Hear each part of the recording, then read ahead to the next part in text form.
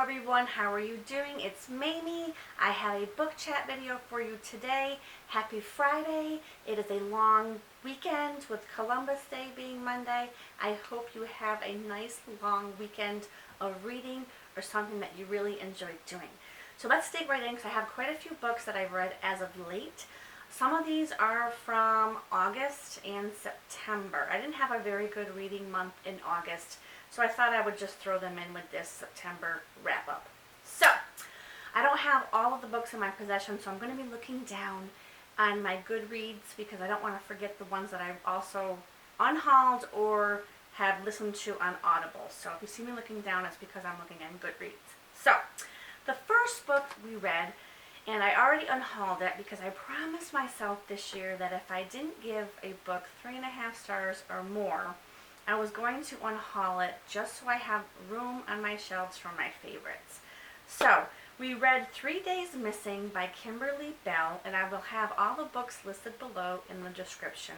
So if you wanted to look any of them up, you can. Now this book, this was our book club book for August. A girl in my book club chose this book, and it was about a boy who goes to camp who is abducted.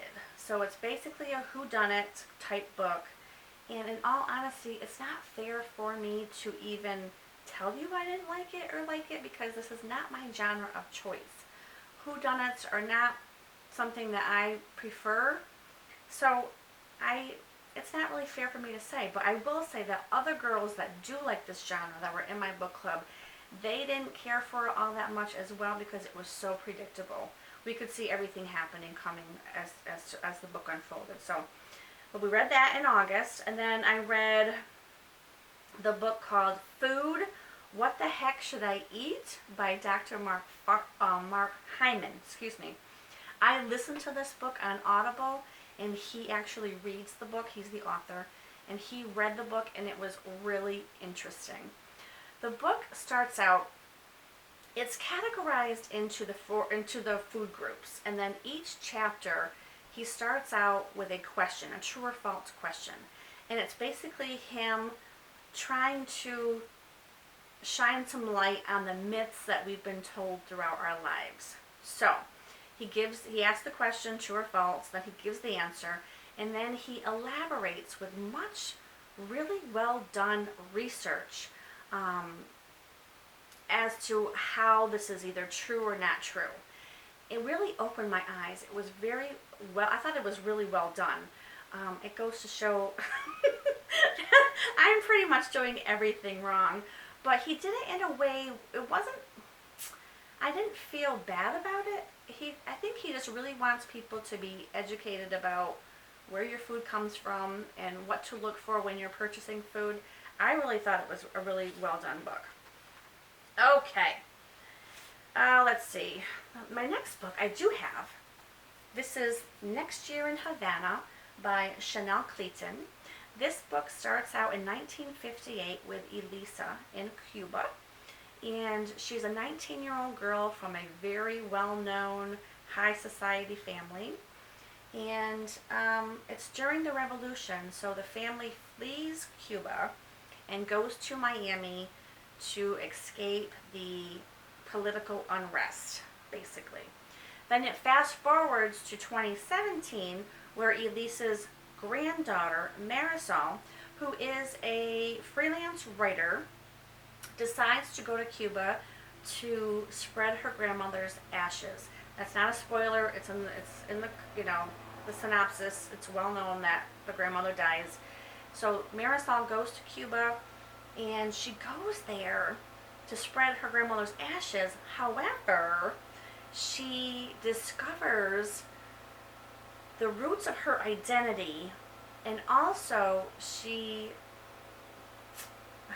learns of a family secret as well, which was very interesting. I really enjoyed this book. Now this is Reese Witherspoon's, this was her choice for her book club in August, I think. Yes, this was the August pick.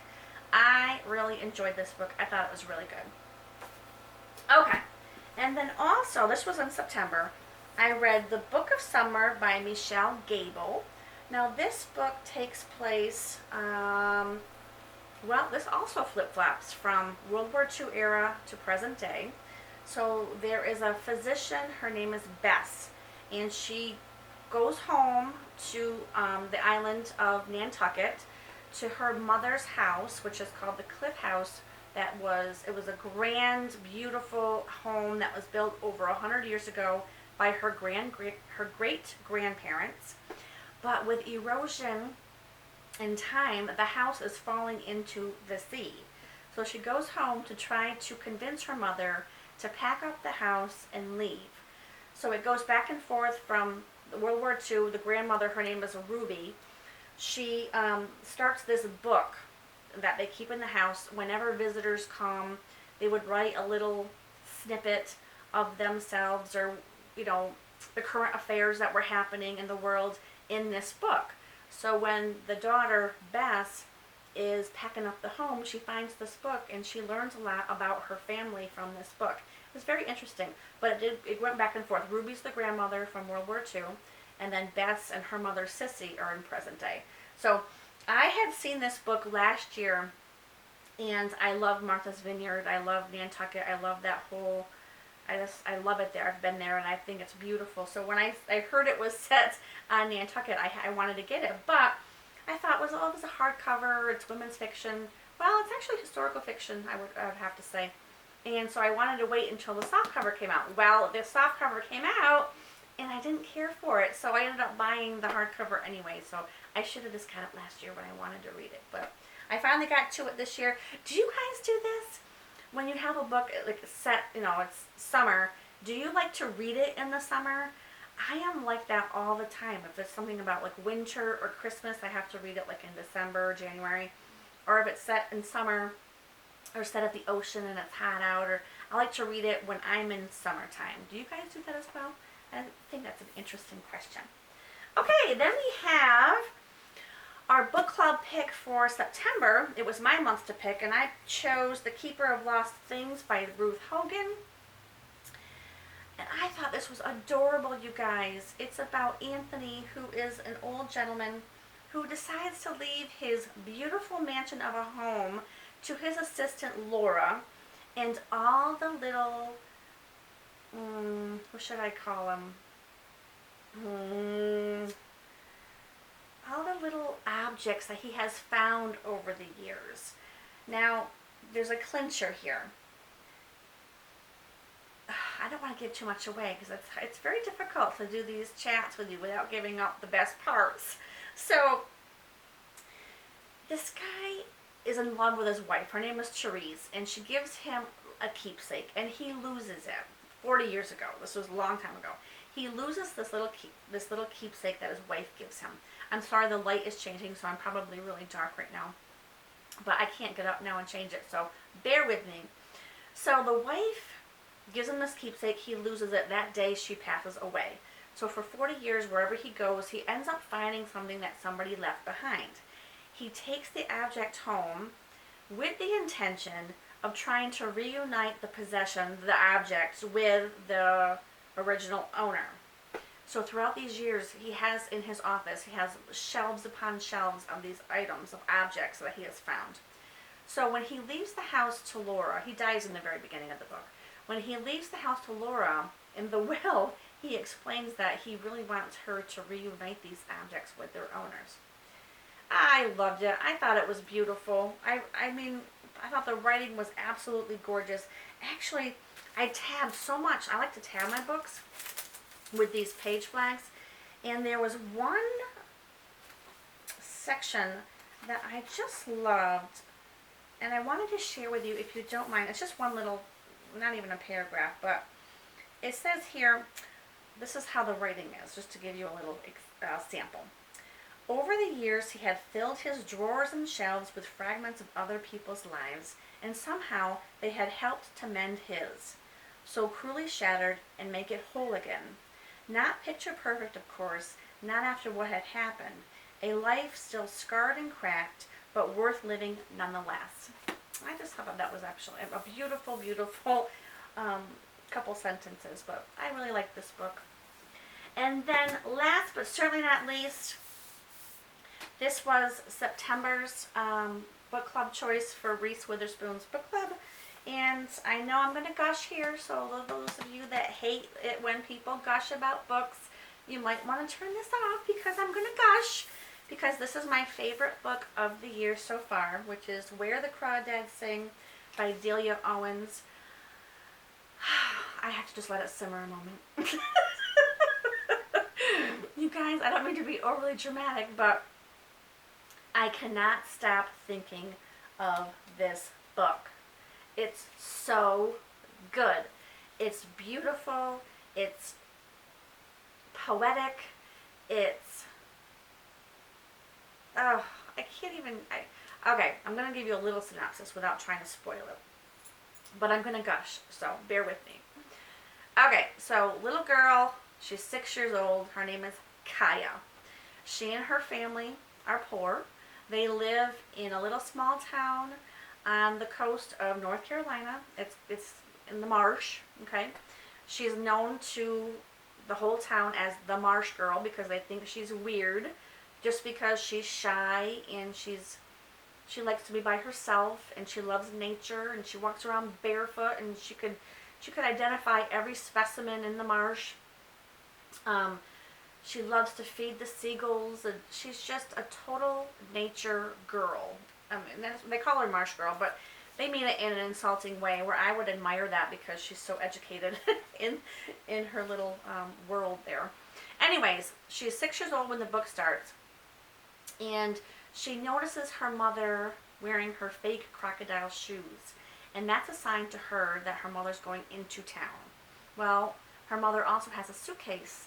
So as she's walking down the pathway, the mother does not turn around and wave to Kaya like she normally does. So the mother is actually leading the family. Now Kaya is the youngest of 5 children. And the father is an alcoholic, abusive alcoholic, to say the least. So the mother's gone. Kaya's hoping that she comes back, and she never does. Well, one by one, the siblings start leaving because he becomes abusive toward them. So the brother that's closest to Kaya in age, after a few years, he decides to leave as well. So she's left alone. Not even a few years. Excuse me. After some time, he decides to leave as well. So now it's just Kaya and her abusive, absent, alcoholic father.